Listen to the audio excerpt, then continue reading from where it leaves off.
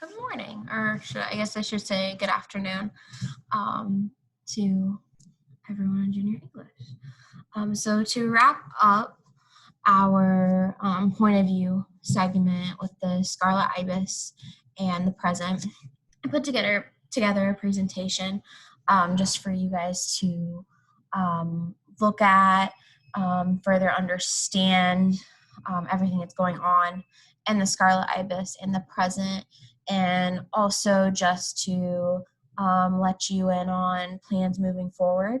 So you will not have anything due today, but just watching this video. But other than that, let's go ahead and get started. So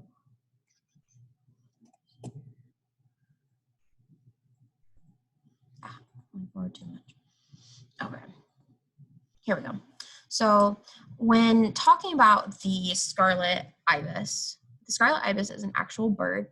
It is a resident of South America and the Caribbean islands. So some countries where you can see the Scarlet Ibis is Argentina, Colombia, French Guiana, Guyana, Suriname. I think, oh my gosh, I'm butchering these. Venezuela, Brazil, Trinidad, and Tobago.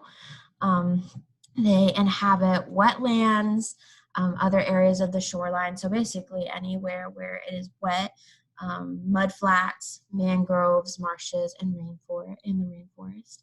And they live in colonies of about 30 birds. So when thinking of the short story of the Scarlet Ibis, something that in particular that sparks your attention when learning this is that bird, the Scarlet Ibis, that is in the bleeding tree, is alone. So that is uncommon for these birds to be alone because they are very social animals and they travel and live together.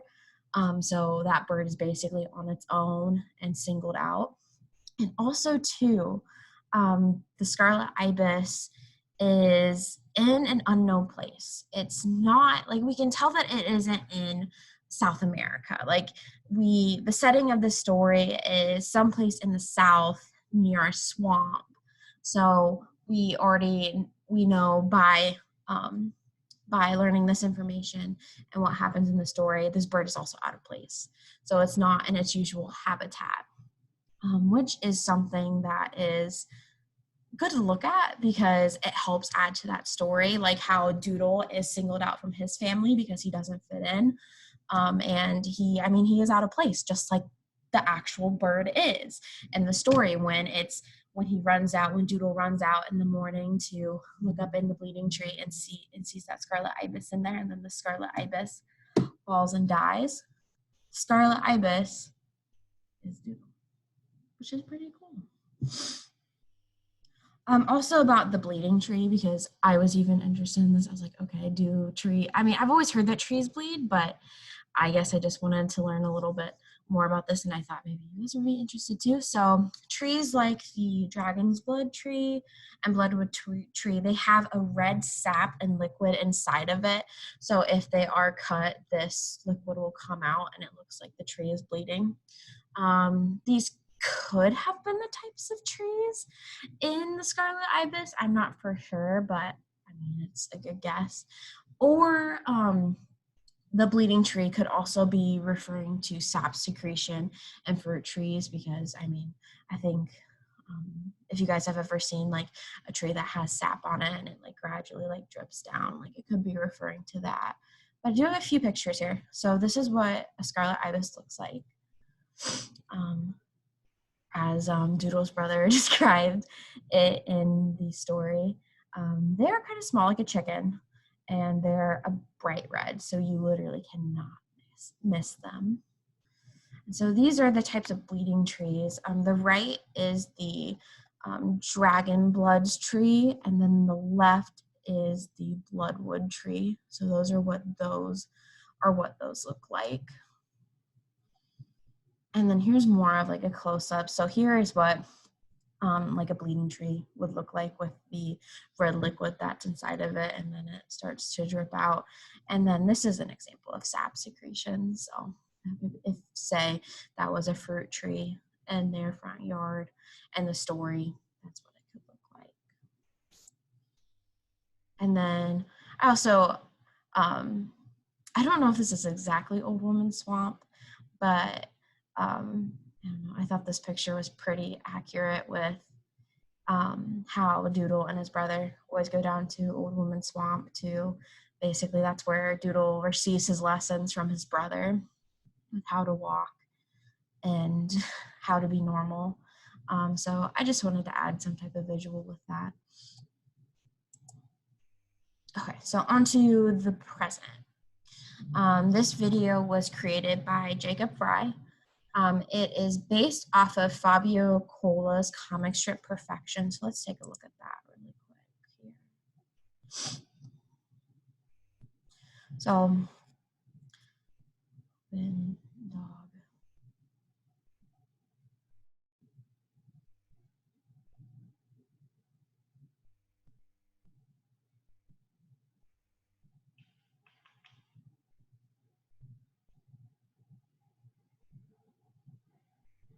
So as you can see, basically that video follows the same plot line as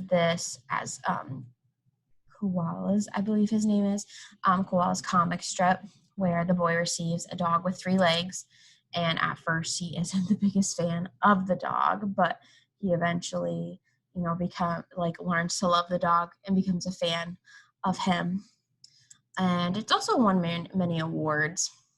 So to help put this into perspective, here's like a picture with all the awards that this short video has received. And he also, I believe, and this is Jacob Fry's website, he also has a list of all these awards. So a big one here, International Festival of Animation Cinema and Comics Cartoon Club. He won the Cartoon Kids Award, which is pretty cool because, I mean, it is a good short video. Okay. So getting into the questions about the Scarlet Ibis that I gave you for after you read that short story. So the point of view of who is telling Scarlet Ibis is Doodle's brother. Most of you were right on the money there. You guys understood that this was in Doodle's brother's point of view.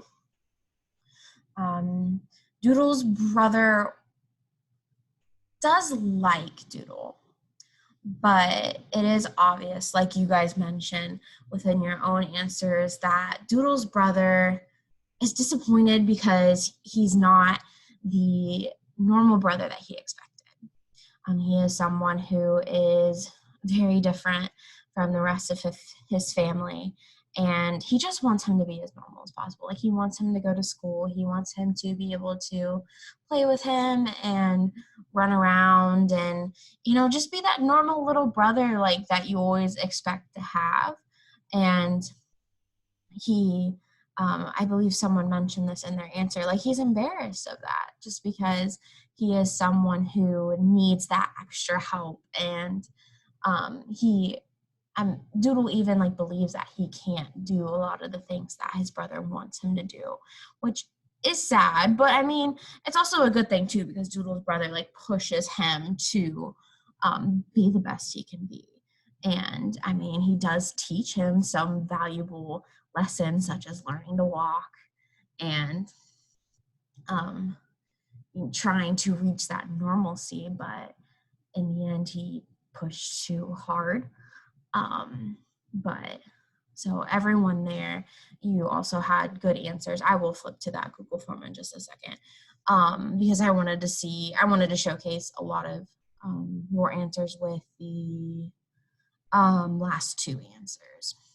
And then 3, basically we talked about that. The narrator wants dreams for Doodle to be as normal as possible and be able to do the things that everyone else can do. So let's go to that Google form really quick. Oops.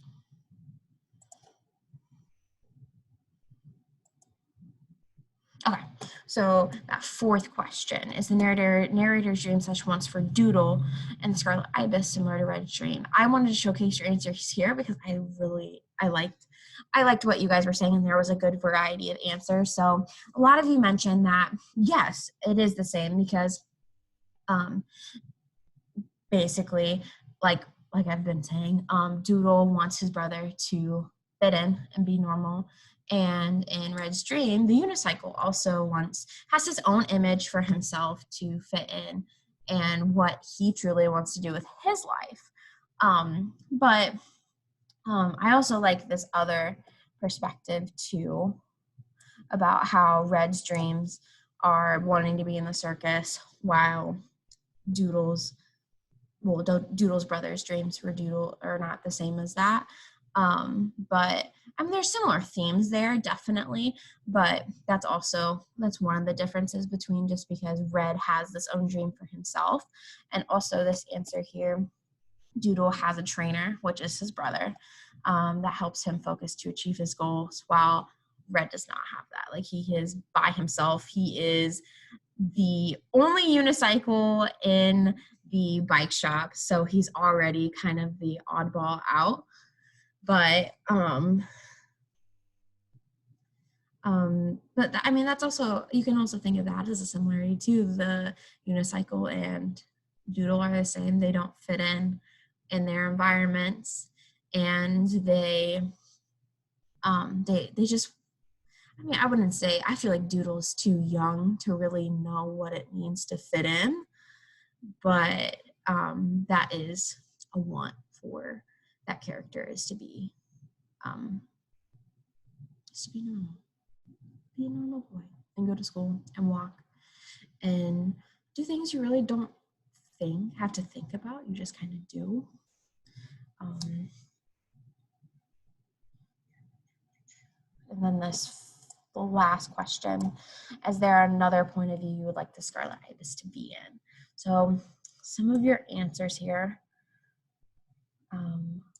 Doodle, I think hearing this story from Doodle's point of view would be very interesting, because I think someone said this in here. I'm trying to read really quick to see.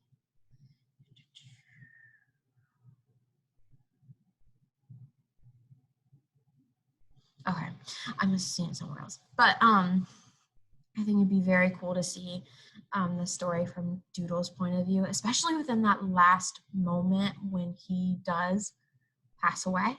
Spoiler alert, if you haven't read The Scarlet Ibis yet and are watching this video first. But in those last moments of when he does die, I feel like that would be interesting to see and very emotional, which, I mean, that could be a reason why Hearst did not put this story in Doodle's point of view, just because of that ending. It would be very, very emotional. So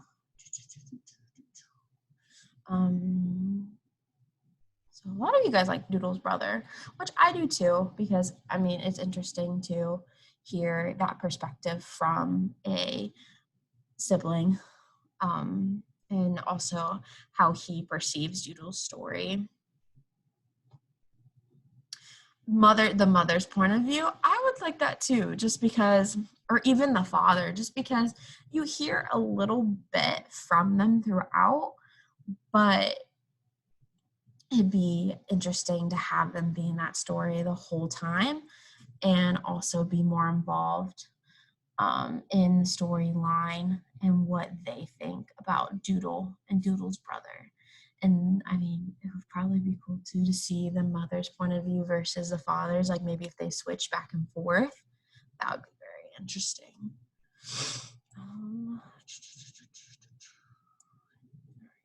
Pretty much everything there with that one. So let's go back to this one. So the Scarlet Ibis, and then on to the present questions that I gave you after watching that clip. So present is similar to the Scarlet Ibis. And I'm just going to flip to that Google form because I also really liked your answers with these.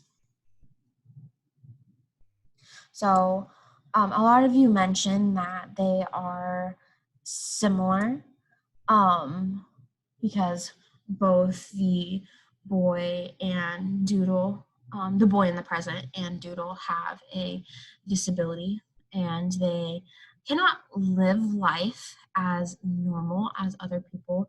I would say probably the boy in the present had it, I wouldn't say easier or better, but he was able to live a more normal life just because he could still play video games, still attend school, still walk. But yes, they both have a disability.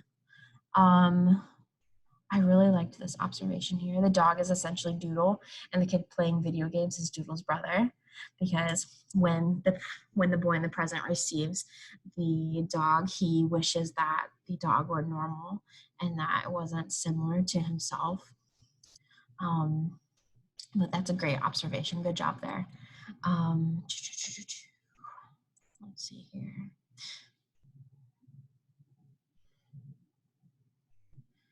That's a good observation too. They both had a more difficult time walking. Yes, good job.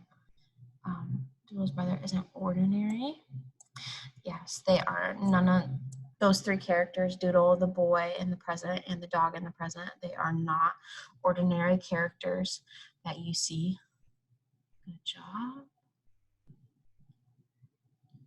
I was gonna say, you guys pretty much hit everything there with how the present and the Scarlet Ibis are similar. Talking about how the boy's point of view changed over time. So in the beginning, he is very, I don't like to use this word, but I mean, he's very disgusted with the dog that he receives from his mom. And I think that's just because it is a reflection of himself, and how that dog is very similar to how the boy is, because they are both missing a leg. But after changing his attitude and watching the little dog like run around and play and never, it's like in that comic said, that dog never gave up. It won him over. And he realized that, even though this dog is different from other dogs, he's just like any other dog. Like, he wants to play, he wants to be around the boy, and he wins the boy over, and then they go outside and play. So from what I saw here, because I looked at these before I started this video, everything was good. And then final question. So if Doodle's brother's point of view changed like the boy's point of view in the present, do you think the ending of the Scarlet Ibis would be different? After reading these, I really liked your responses. So a lot of you were saying that, yes, it could have been a happier ending, because Doodle's brother would have been more accepting of Doodle. And honestly, I think if Doodle's brother would have just accepted Doodle for the way he is, I feel like maybe they wouldn't have been out in the storm for that long. And honestly, I think Doodle's life could have been saved, because that's probably one of the fictional deaths I will never get over, is Doodle's death, because it's just so sad that, he went out the way he did. But I mean, I also get it too, because I don't blame Doodle's brother, because he is still on an age where he's still very young, and he doesn't quite exactly understand Doodle's condition. But I just think Doodle deserved better. I really do. But anyways, back to your guys' answer. But a lot of you guys were saying that it would have a happier ending, because Doodle's brother wouldn't have left Doodle. I could see that, and Doodle would have gone home that night. I could see that too, that they would have at least stayed together in the storm, because even if he did, that probably wouldn't have made Doodle panic that much and be scared in that moment. He wouldn't have pushed him to run as quickly as he did. Yeah, exactly. He wouldn't have those high of expectations. He would have been like, he would have waited on Doodle. And like, I mean, he's a little guy. He could have just picked him up and ran back to the house or something.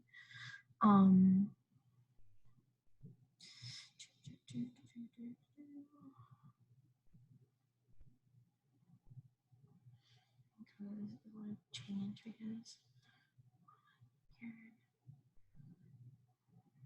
but yeah, basically I'm seeing a lot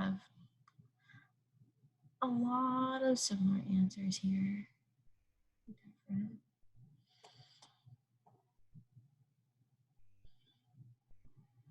People judge too quickly. That could definitely be a case here because what if when Doodle got older he would have changed? That could also be a possibility. All right. But like always, you guys did great on those questions. Great on the Google Forms. I'm very proud. Because you guys really have good discussions with these questions and also just really interesting perspectives. And I also really like when you guys have maybe different ideas about something just because we all can learn from that. So again, thank you all for who has completed that already.